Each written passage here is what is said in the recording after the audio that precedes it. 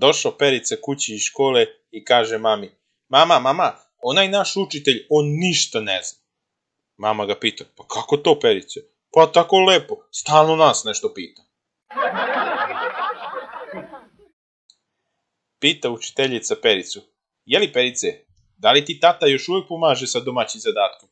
Ne, učiteljice, ne pomaže mi više. Ona zadnja jedinica što smo dobili ga je totalno slomila.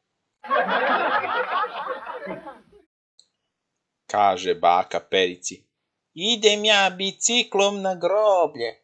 A Perica odgovara: bako, a ko će da vrati biciklu? Dođe Perica kući iz škole i mama ga pita: Perice, da li si imao kontrolni danas? Jesam, mama. I šta misliš, šta ćeš da dobiješ? Pa neopravdan, vjerovatno. Dođe Perica iz škole i mama ga upita: Perice, jesi li imao kontrolni danas? Jesam, mama. I jesi li imao problema sa pitanjima? Nisam, mama. Imao sam problema sa odgovorima.